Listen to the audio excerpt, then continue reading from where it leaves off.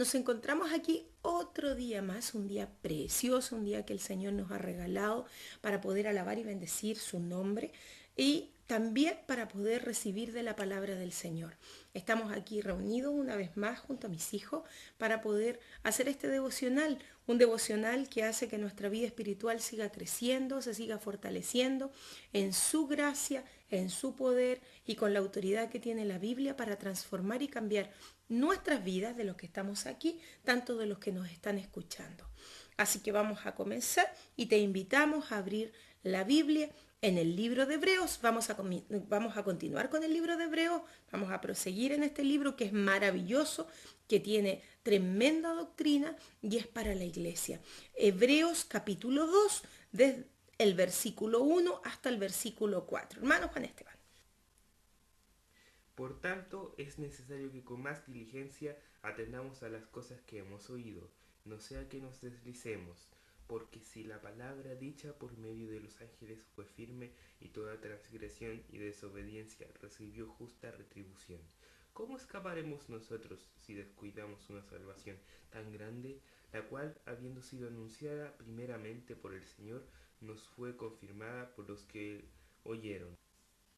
Testificando Dios juntamente con ellos con señales y prodigios y diversos milagros y repartimientos del Espíritu Santo según su voluntad.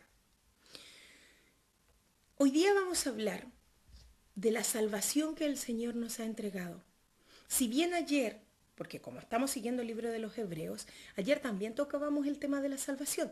Hablábamos de cómo Jesucristo vino a morir por nosotros, pero el escritor sigue hablándonos acerca de esto, sigue entregándonos palabras acerca de la salvación que nos dio nuestro Señor Jesucristo. El primer versículo lo vamos a desglosar. Dice, por tanto es necesario que con más diligencia atendamos las cosas que hemos oído, no sea que nos deslicemos.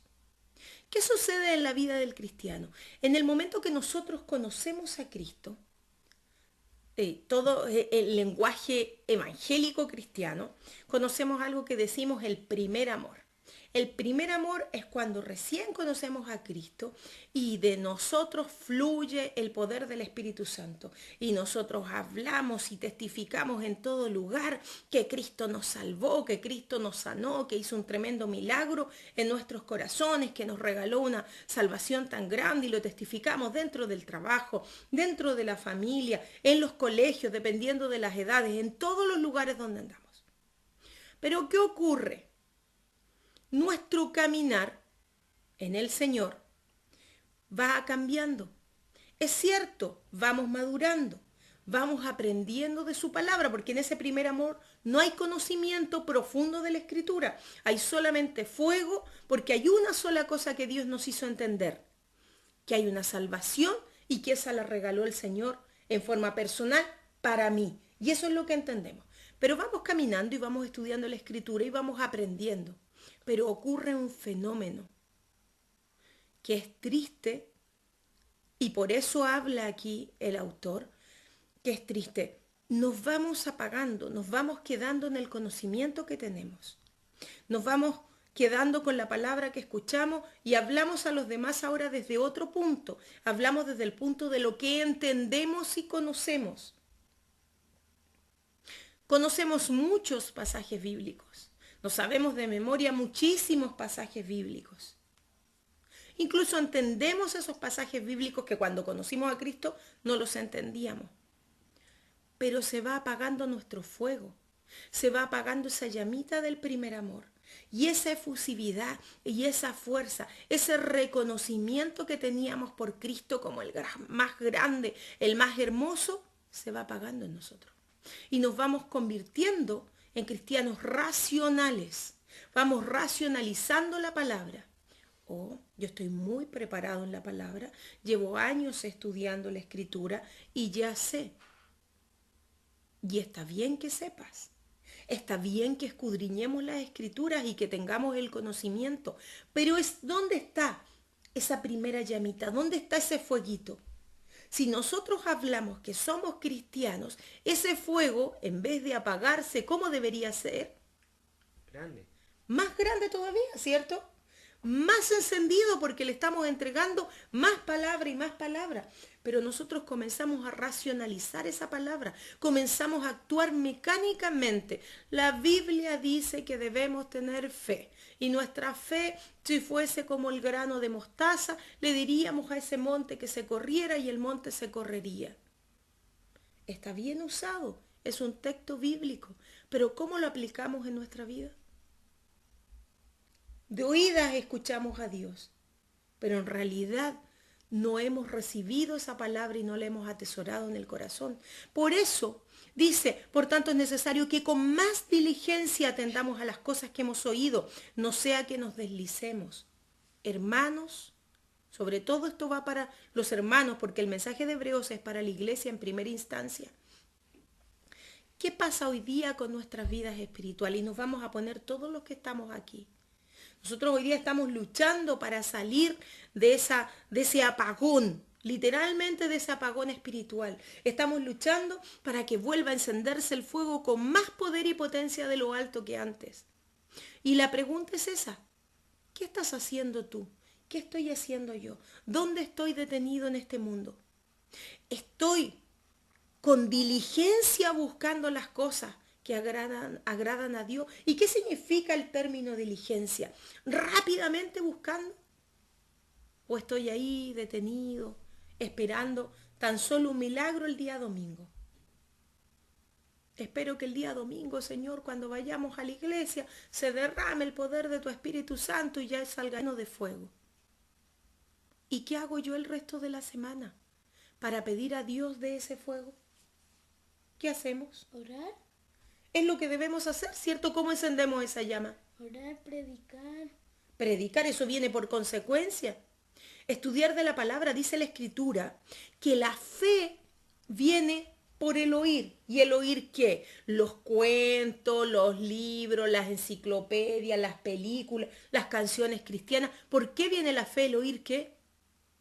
¿Qué escuchamos que nos va a dar y va a hacer que crezca nuestra fe? La palabra de Dios. La palabra de Dios, no hay otra forma.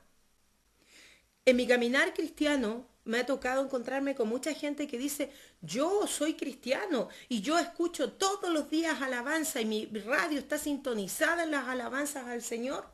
Y escucho predicaciones aquí, predicaciones allá y tengo mi biblioteca llena de libros.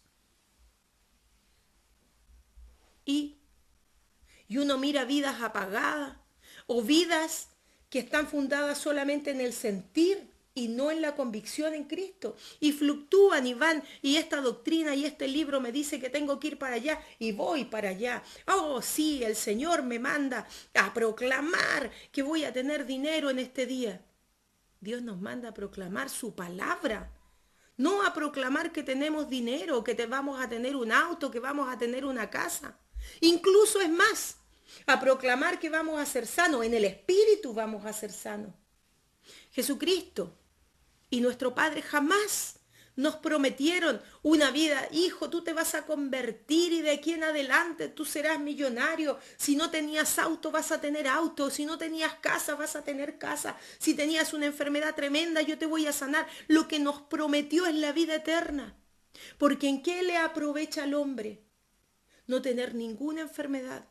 Tenerlo todo en esta tierra si no tiene la salvación. ¿Qué va a pasar cuando el hombre parta? ¿Con quién? ¿Se irá con Dios? No. No. Entonces, ¿se dan cuenta, hermanos, dónde estamos parados nosotros? ¿En qué estamos poniendo nuestros ojos? Como iglesia se ha procurado sino que hablar la palabra de verdad. Y eso está bien como iglesia, porque es lo que Dios demanda de nosotros, de nuestros pastores y de los que estamos enseñando y entregando la palabra en medio de la iglesia. Pero demanda también de nosotros mismos y de cada uno de los que los escuchan, poner por obra esa palabra. Luchar con esa palabra día a día y avanzar y crecer, no quedarnos en el mismo lugar. O peor todavía, como les decía, conocimos a Cristo, nos volvemos un fueguito, después nos vamos apagando, apagando, apagando, apagando. Y ya ese fuego, esas ganas de predicar, ya no están. ¿Se acuerdan que les hablaba ayer que hay una gran mentira del diablo que está poniendo en el corazón de muchos? Y es decir, no, si yo no tengo que hablar, no tengo que proclamar la palabra, estoy hablando de la palabra, no proclamar cosas humanas. No tengo que proclamar un versículo bíblico, no tengo que hablar de eso con los demás y total mi testimonio va a hablar primero. Tu testimonio tiene que acompañar tu palabra y tu testimonio va a venir lleno del poder del Espíritu Santo y esa palabra va a salir llena del poder del Espíritu Santo y va a partir y va a llegar y va a penetrar en el corazón del otro. Eso es lo que tiene que suceder. Entonces, ¿dónde estamos hoy día? ¿Estamos diligentemente atendiendo las cosas que hemos oído? ¿Qué hemos oído de la palabra? Muchas doctrinas, ¿cierto? ¿Qué nos dicen? Algunas de las cosas que Dios pide y demanda de nosotros. Por ejemplo, yo voy a nombrar una. No dejar de congregarnos como algunos tienen en costumbre. El Señor quiere que nosotros nos congreguemos y que estemos unidos en la iglesia. ¿Qué otra cosa pide el Señor de nosotros? Orar.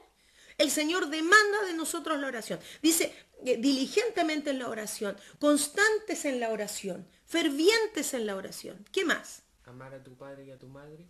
Honrar a tu padre y a tu madre, que ahí está implícito el amor perfecto. Y lo demanda como uno de los mandamientos, de los 10 mandamientos. Nosotros sabemos que hay más mandamientos en la escritura que se mueven, pero esos son los que engloban todo. Honrar al papá y a la mamá, cosa que hoy día no se hace. ¿Qué más? No pecar. Ahí estaría todo el resto, ¿cierto? No robar, no decir palabras deshonestas. Y uno dice, sí, suena bonito en el texto. Sí, yo no digo palabras deshonestas. No matar. No matar. Pero volvamos atrás. ¿Qué es una palabra deshonesta? Una grosería. Una grosería. Una palabra deshonesta es una mentira también. Una palabra que ofenda a otro es una palabra deshonesta. Entonces, ¿qué sucede? ¿Dónde estamos parados con nuestras vidas? ¿Estamos alineados con Cristo, con el fuego del Señor, con el fervor del Señor? ¿O nos estamos deslizando? Hay una palabra que a nosotros nos gusta mucho porque muestra la condición del ser humano ante Dios completamente y se rinde el ser humano ante Dios. Hay una palabra que mi hijo, que Juan Esteban, toma mucho, que no permitas que nos deslicemos y si nos deslizamos que sea un poquitito solamente. Pero eso no tiene que ser una excusa para deslizarnos. No, Señor, es que tu palabra dice que yo me puedo deslizar un poquito. No dice yo me puedo deslizar un poquito. Dice, Señor, permítenos que no nos deslicemos. Y desde ahí partimos, no deslizarnos hacia el pecado. Pero si lo llegamos a hacer, que sea muy poco para poder volver nuestro rostro a tierra y pedir perdón. ¿Quién es el que nos perdona? Dios. Dios. ¿Por medio de quién? Del Espíritu Santo. Por medio del Espíritu Santo. Él hace la obra, pero ¿por medio de quién? De Jesucristo. Porque dice que el abogado es Jesucristo. Entonces, ¿dónde está nuestra vida? ¿Dónde está tu vida hoy día? Mírate tú hacia adentro. ¿Te estás deslizando? ¿Estás atado a las cosas de este mundo? ¿No has podido dejar la vieja criatura? ¿O es más, la vieja criatura volvió a aflorar en ti? El término de la vieja criatura, para que los que no conocen de la escritura lo puedan entender, porque mis hermanos lo van a entender, la vieja criatura habla, cuando nosotros venimos a Cristo, venimos llenos de pecado. Venimos como hombres mundanos. Y mundano me refiero a haciendo lo malo. A eso se refiere del mundo. No al trabajo ni a la diversión. Se refiere al pecado, a lo que va dentro del hombre. Y cuando conocemos a Cristo, Cristo nos hace nuevas criaturas. Y la palabra dice, he aquí las cosas viejas pasaron y son todas hechas nuevas. Entonces ese hombre espiritual antiguo muere. Y renace un nuevo hombre o una nueva mujer en Cristo Jesús, que ya no está subyugada por el pecado, sino que está subyugada por Cristo, por Dios. Ha sido limpiado o limpiada por la sangre de Jesucristo. Pero muchas veces, y a esto le llamamos la vieja criatura, cuando el cristiano va pasando el tiempo o cuando el evangélico va pasando el tiempo, comienza a hacer las mismas cosas que hacía antes. Si había dejado de la mentira, vuelve a mentir de la misma manera y a veces peor. Si antiguamente no hacía algo, ahora lo hace. Y ahí decimos nosotros, los cristianos, volvió la vieja criatura a morar, revive la vieja criatura. ¿Dónde quiere Dios que se quede la vieja criatura? Enterrada, sepultada.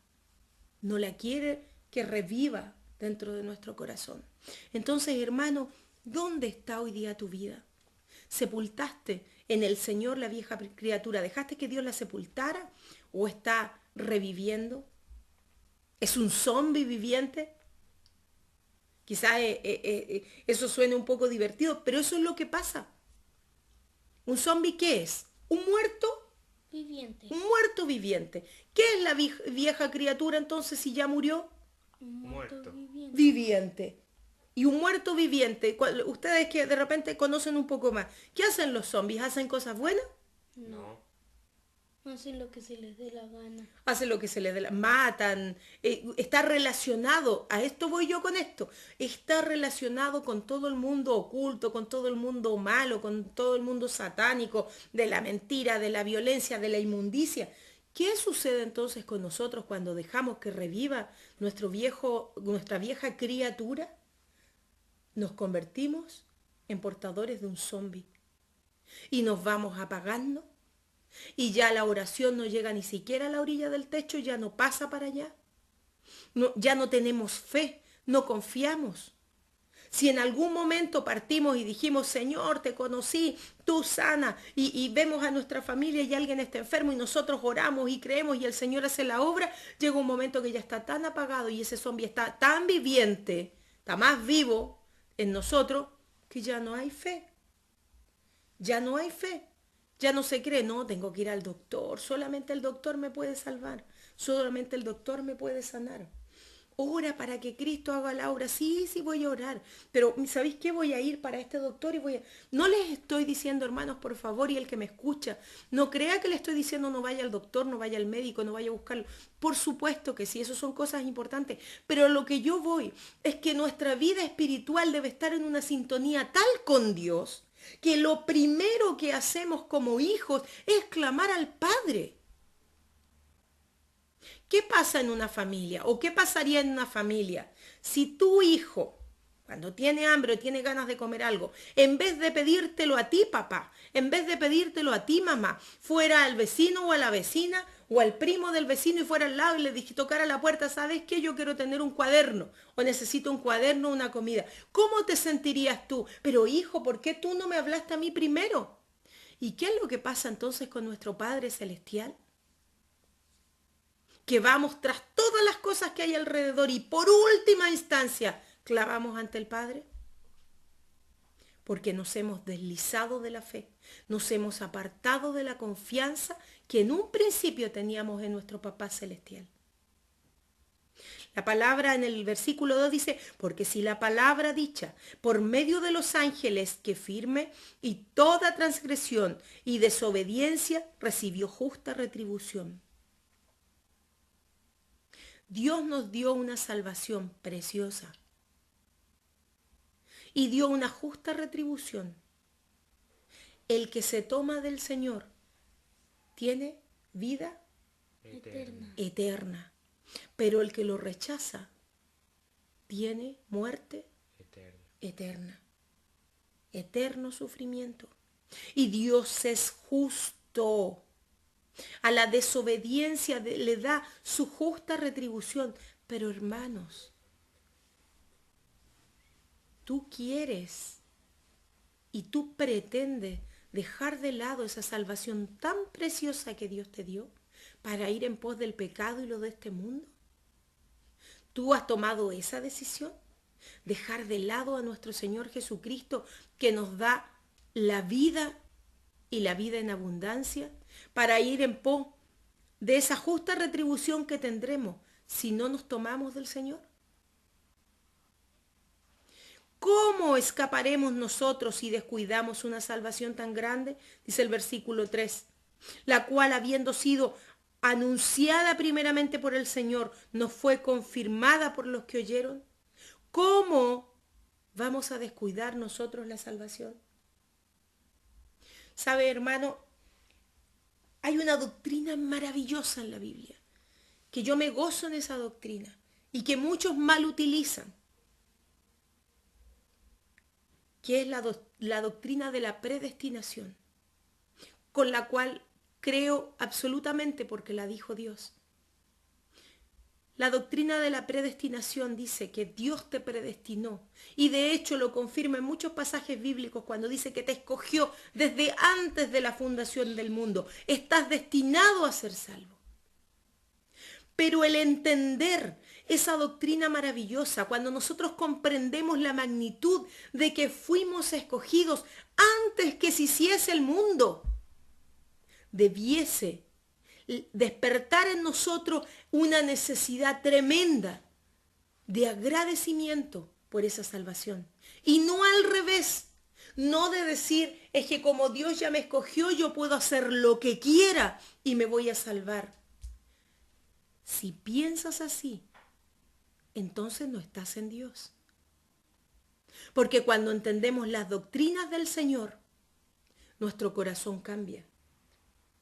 La Escritura dice, Padre, traigo todos los que tú me regalaste, todos los que tú me diste, aquí los traigo, los presento ante ti de vuelta.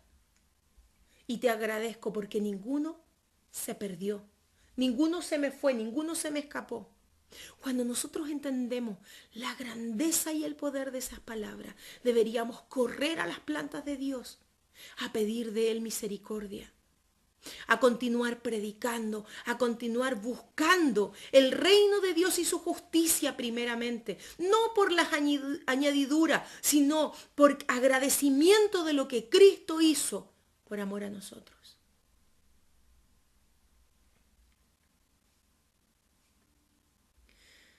Dice el versículo 4, testificando Dios juntamente con ellos, con todos los que predicaron, con señales y prodigios y diversos milagros y repartimientos del Espíritu Santo según su voluntad. Habla del momento glorioso donde los apóstoles reciben el poder y la unción del Espíritu Santo y van por el mundo y van por los lugares predicando a nuestro Salvador, predicando la salvación que tenemos en el Señor. Ellos entregaron sus vidas. Hoy día, hoy, 12 de marzo del año 2019, siguen habiendo hermanos que entregan sus vidas físicas aquí en la tierra, para que tú entiendas lo que yo te estoy diciendo, por causa del Evangelio, que están dispuestos a morir apaleados, apedreados, descuartizados, en la horca, quemados, despojados de todo lo que tienen, por testificar al único y poderoso y sabio Dios. Y por testificar que Jesucristo es el Señor, que de Jesucristo viene la salvación. ¿Y tú? ¿Dónde estás? ¿Dónde estás con esta salvación tan grande que el Señor te ha entregado? ¿Estás testificando de Cristo? ¿Estás testificando en tu trabajo? ¿Estás dando un testimonio agradable, oloroso ante la presencia del Señor? ¿O estás entregando un testimonio nauseabundo ante la presencia del Señor, que ya hasta vergüenza te da ir a orar? ¿Qué estás haciendo en tu colegio, en tu universidad? ¿Estás marcando una diferencia o te estás sumando a todo el resto? ¿Y estás haciendo lo mismo que el mundo hace? ¿Qué estás haciendo con tu vocabulario? ¿Tu vocabulario alaba y glorifica al Padre Celestial en santidad? ¿O de tu boca sale inmundicia? ¿Qué testimonio das en tu casa a tu familia y a tus vecinos. Gritos, pleitos, contiendas. ¿Cuál es el testimonio que estás dejando? ¿El mundo te está mirando y está diciendo si tú tienes algo especial porque eres diferente? ¿O te dice tú tienes algo especial porque eres tan simpático y tan simpática y haces lo mismo que nosotros y lo pasamos tan bien? Hermanos, llegó la hora de marcar una diferencia, pero real. Estamos en los últimos tiempos. No sea que Cristo nos llame y nuestras vasijas no estén llenas de aceite. ¿Recuerdas la parábola de las vírgenes prudentes y de las insensatas? Las prudentes tenían sus lámparas llenitas de aceite, esperando a su amado. Pero las imprudentes durmieron. ¿Cómo estás, iglesia? ¿Despierta, prudente, buscando la presencia y el fuego de Dios? ¿O durmiendo? ¿Y qué dice que le pasó a las imprudentes? En algún momento se dieron cuenta que sus lámparas se apagaron y ya no tenían aceite. Y partieron a buscar aceite a última hora. Y cuando vuelven, el amado ya no estaba y las vírgenes prudentes habían ido con ella. Hermanos, no juguemos con nuestra salvación. No juguemos con lo más precioso y el tesoro más grande que tenemos. Nos desvivimos por procurar proteger nuestras casas de la delincuencia. Si tengo algo de valor, o lo meto al banco o lo meto en una caja fuerte. Tengo un auto y le contrato un seguro por si al auto le pasa algo. ¿Y tu salvación? ¿No es más importante que tu auto? ¿No es más importante que si te robaran todas las cosas en tu casa? ¿Tu salvación no es más importante incluso que tu propia vida? Que el Señor tenga misericordia y que el Señor, por medio de estos devocionales que ya nos está hablando a nosotros, te hable a ti también y te toque. Si estás dentro de la voluntad, dentro de los propósitos de Dios, Dios va a hacer la obra, pero tú tienes que estar dispuesto a dejar la vieja criatura, a dejar la inmundicia, apartarte del pecado y buscar al Señor con todo tu corazón y con toda tu fuerza. Es la única manera que nos podamos encontrar como iglesia allá arriba, en el momento glorioso en que Cristo venga a tomar a su iglesia. Que el Señor te bendiga, que el Señor te haga en este día resplandecer su rostro sobre ti, que el Señor te toque con el poder de su Espíritu Santo, que el Señor cambie tu corazón. Y si está pasando por momentos tenebrosos, te saque de las tinieblas. Si tú no conoces a Cristo, eso es lo que hizo Cristo por ti. Sufrió, murió, resucitó y te quiere dar vida eterna. No quiere que perezcas para siempre. Si tú tienes el llamado del Señor, acógelo y búscalo mientras pueda ser hallado. Maranata, Cristo viene. Que Dios les bendiga. Amén. Amén. Amén.